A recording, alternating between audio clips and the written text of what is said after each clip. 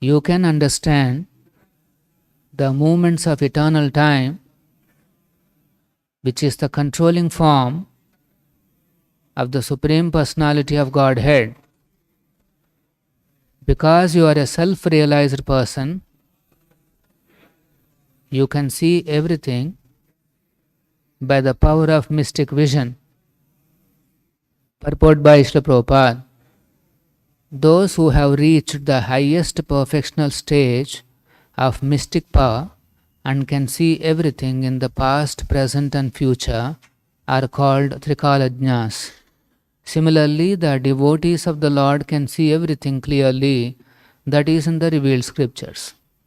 The devotees of Lord Sri Krishna can very easily understand the signs of Krishna as well as the situation of the material and spiritual creations without difficulty. Devotees do not have to endeavor for any yoga siddhi or perfection in mystic powers. They are competent to understand everything by the grace of the Lord who is sitting in everyone's heart. Dasanasta Bhaktivedanta Parpoto Madhyanatimirandhasya Gyananjana Shalakaya Chakshurunmilitam Ena Tasmai Shri Gurave Namaha. Nama Om Vishnu Padaya Krishna Prishtaya Bhutale Vinnitinamine Namaste Saraswate Deve Gauravani Pracharine Shunyavadi Paschat Deshatarine Shri Krishna Chaitanya Prabhu Nityananda Shri Advaita Gadadhara Shri Vasadi Gaura Bhakta Vrunda Hare Krishna Krishna Krishna Hare Hare Hare Rama Rama Rama Hare Hare. So we are hearing the conversation between Vidura and Maitreya, and in this verse Vidura is addressing Maitreya as Bhagavan. Bhagavan Veda Kalasya. Bhagavan means, Prabhupada is translating it as spiritually powerful one. Bhagavan is, original Bhagavan is Krishna, but any powerful devotee of Krishna is also referred to as Bhagavan. So, Veda Kalasya, you know the Kalasya Gatim, movements of the Kala. The time is passing by. Every day we know that, and that passing time, that there is a movement of time that is going on. And we experience such movement of time as past, present and future. This is the movement. Gatim, Kalasya Gatim, Veda, you understand. You understand past, you understand present, and you understand future. So Bhagavan Veda Kalasya Gatim, you know all these moments. Bhagavato Nanu. And what is this Kala? This is actually one of the forms of the Supreme Personality of Godhead, Lord Sri Krishna. In Bhagavad Gita, Krishna directly claims that Kalosmi, I am the Kala. So then, Vishwam Vishakshate, you can see, because you are a self-realized person, you can see everything clearly. Yogaradhyena, because you are expert in mystic vision. By the power of mystic vision, you can see. So this is the position of, an exalted personality like Maitreya. They are known as Trikalajñas. They know what happened in the past and present and future. And the same thing is applicable to pure devotees of the Lord. Pure devotees, they are naturally Trikalajñas. They know past, they know present, and then they know what's going to happen in the future. They are natural. And they can see everything clearly in terms of the revealed scriptures. The pure devotees, they see only truth. What exactly is going on, they can see. Whereas when we see, we are hampered, where the obstacles are created by illusion. But when a pure devotee sees, his vision is not impeded, obstructed by any illusion. The definition of a pure devotee is that he is free from all kinds of illusions. There are no defects in his perception, no defects in his thinking. So that is a pure devotee. And so since he is completely sees in terms of the Shastra, his vision is complete, his vision is perfect because he sees in terms of the Shastra. That is called Shastra Chakshusha. These eyes that we have, they are just machines, instruments, gadgets basically. So through this gadget, we are taking in a lot of information, and then inside it is processed, and then we try to understand what is there in front of us. This is how we gain information. But whereas a pure devotee, when he sees through the eyes of Shastra. And then what exactly is present in front of us, that is called truth. And that truth is present in the revealed scriptures. So because a pure devotee is very expert in the science of Krishna, Prabhupada mentions here, very easily he will understand the science of Krishna as well as the situation of material and spiritual creations. A pure devotee has no confusion in understanding what this material world is and what the spiritual world is. He has no confusion. He has no illusion. He sees the things as they are. So, their vision is so sharp, so detailed, that they can see in every detail the presence of the Supreme Personality of Godhead, Sri Krishna. This is position of the pure devotee. Sthavara jangama dekhe na dekhe. He may see things which are stationary, or he may see things which are moving. That's all. These are the only two things we see. People are moving around, or some things are not moving, like trees and plants.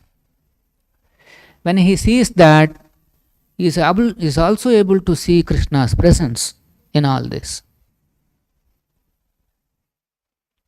Seeing Krishna's presence means, is it some kind of an imagination where you take one picture of Krishna and then start pasting everywhere? You start seeing Krishna everywhere. Is that so? No. Krishna is already present. Just that we are not seeing.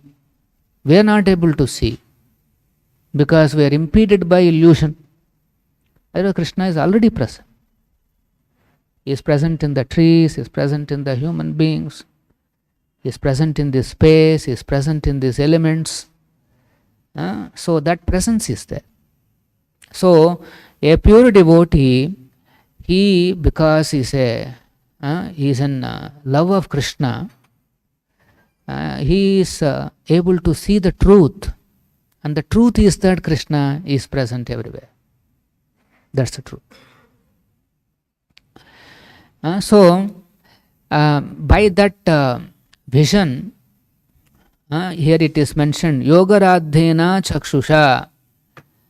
By that vision, Vishwam vichakshate dhira. He is dhira, he is not disturbed by any of these moments of kala, not disturbed by any people's movement, not disturbed by any of this. He is fixed in his vision. And then he can see the whole universe. So what happens when somebody's vision becomes very fine like that? By the practice of yoga, or a pure devotee, by the practice of his devotion to Krishna, he develops mystic vision or mystic powers. As somebody becomes finer and finer, purifying his consciousness, his vision becomes more subtle. So then, in terms of a mystic yogi, is able to perceive the subtle laws which are operating in this world. A pure devotee also, he can see the subtle laws which are operating in this world. Ordinary people will not be able to perceive those laws, those concepts, will not be able to perceive. But a pure devotee, he can see all those subtle things that are going on. After all, he is able to see the subtlest personality of Godhead Krishna. So obviously he can see what is going on at a subtle level in the matter or in the spirit, in the spiritual world. He can see, he can understand. And when one knows these subtle laws, then he develops mystic powers. Then he develops mystic powers. For example, of course, one of the Ashtasiddhis is that he can be here, but he can place his hand and pick up one pomegranate from Afghanistan. That is one of the mystic powers. He can get a fresh fruit, not from here, from the market. From Afghanistan he can pick up and then he can bring. These things looks very like an imagination, but there are laws operating. There is a way you can actually pick up something from Afghanistan and bring it here. There is a way. You can extend. And the supreme mystic is Krishna himself. He is known as Yogeshwara. Let us say you are traveling in the train from here to Mathura train, and then that evening or something like that, you are offering a fruit to Krishna, you are offering. So Prabhupada explains that Krishna can extend his hand and receive the fruit. And he honors and he keeps it back. He leaves the fruit back for us, otherwise we'll go hungry. He can eat up also, but then that's what it's called mercy. That is his mercy. So Krishna can extend his hand anywhere. That is the mystic power. So if ordinary yogis can show such mystic powers, imagine the situation of a pure devotee. They don't independently try to develop these powers. Like Prabhupada is saying here, devotees do not have to endeavor for any yoga siddhi or perfection in mystic powers. Then you don't have to struggle to understand the subtle laws and then how to get the work done. They don't.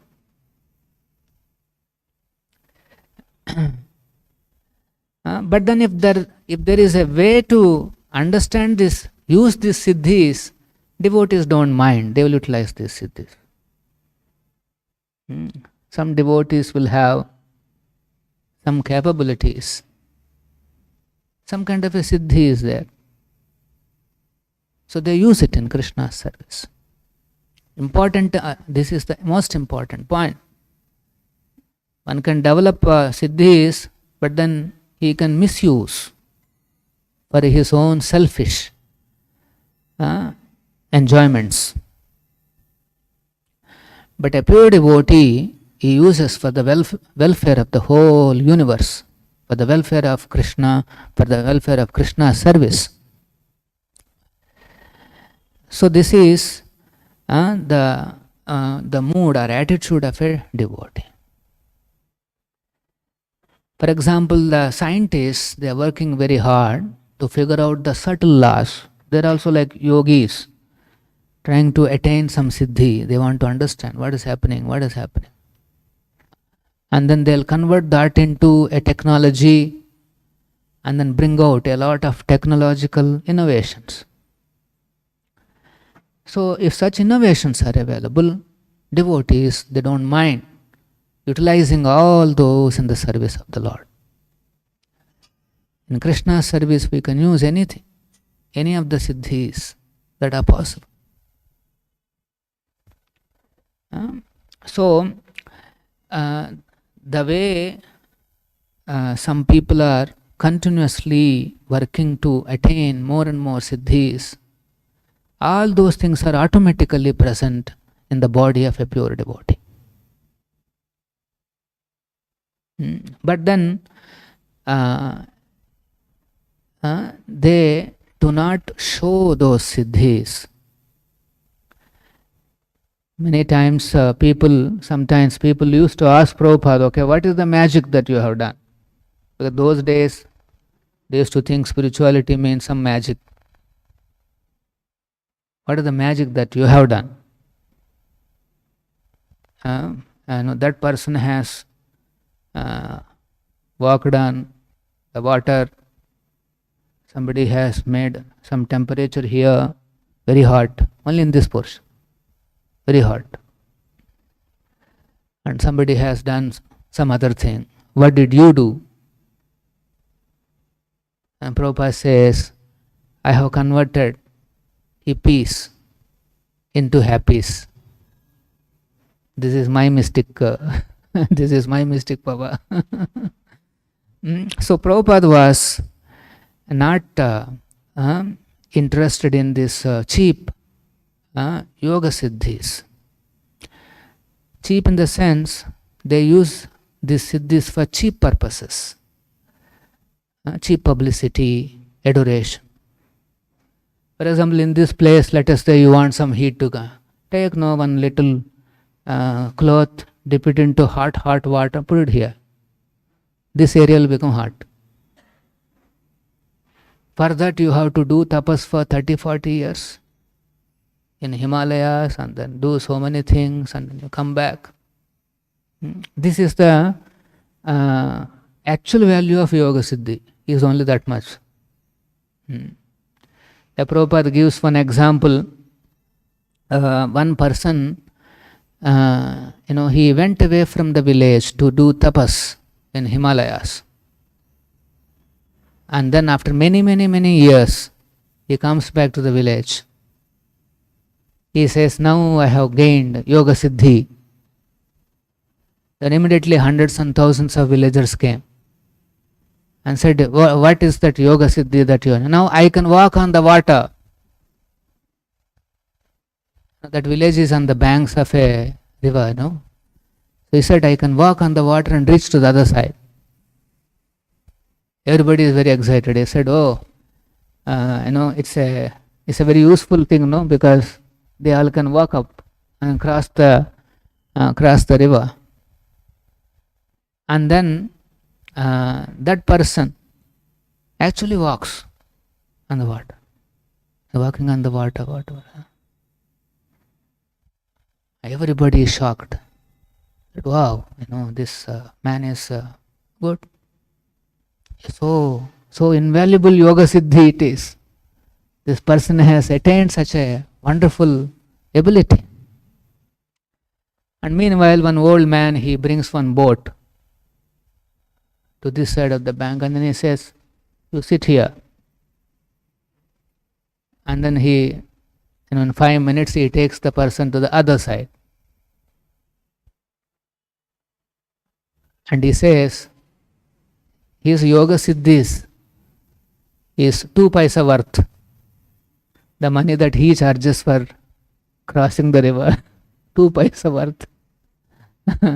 As technology grows, yoga siddhis will become cheaper. One need not have to waste his time. To cross a ocean, to walk on the water appears to be very wonderful, but they are not the real wonders. The real wonderful thing is one has to be self-realized, able to see the self inside and the super self, Krishna, everywhere. This is real siddhi of human life. In the human life, one should be able to perceive the soul and perceive the soul's eternal relationship with the super soul, Krishna. This is real siddhi. This cannot be achieved by any other method. Only by pure devotional service to Krishna. That's all. So Prabhupada, he was able to guide his disciples very nicely about the past, present and future things. Prabhupada used to comment on how India got independence, what is the role of Gandhiji, what is the role of Subhash Chandra Bose ji. He also used to talk about all this. But then his perceptions, the way he saw, is strikingly different from the way we understand all these past historical incidents. Prabhupada has commented on many past historical incidents. He commented on Hitler, he commented on many other dictators who were there in the past. And then also he gave his perspective on those days, the current events, the present events, like on moon, landing on moon, stepping on moon, the first expedition by America to the moon. So he gave his perspective. And if you see that, Prabhupada has, what he told is, the truth, which is strikingly different from what everybody else thought. And then also he told about future. In 1970s,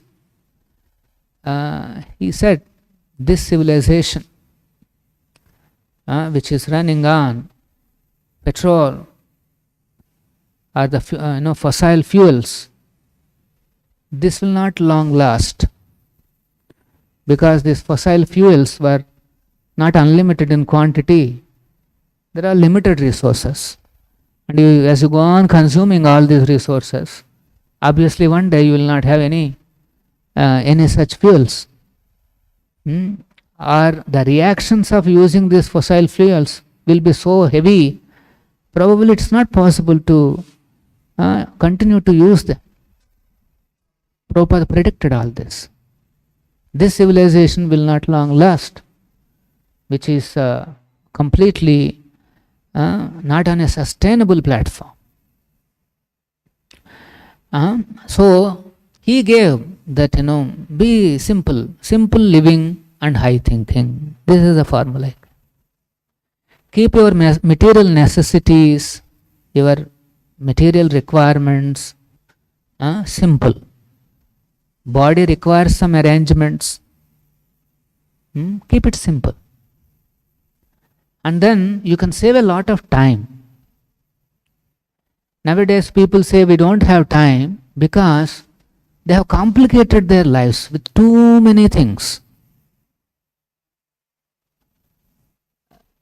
They thought all these machines and some gadgets and so many things will simplify their lives. That's their idea. It will make it more comfortable. But actually, all those things will only complicate. and your time will go away in just maintaining all those.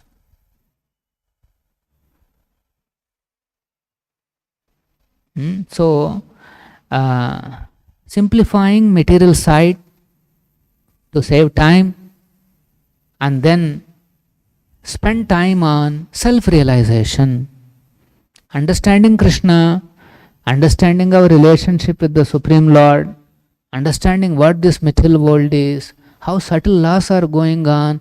These things have to be understood. For example, one of the subtle laws is that as long as there are slaughterhouses on the face of the world, there will be wars. This is a subtle law. Now who understands this? Prabhupada says, as long as there are slaughterhouses on the face of this world, there will be wars. And the material nature will massacre millions of human beings the way animals are massacred in the slaughterhouses. Now who understands this law? Already we are seeing the a war. It's actually more or less a world war. One side is supported by a big group of nations, and one side is supported by another big group of nations.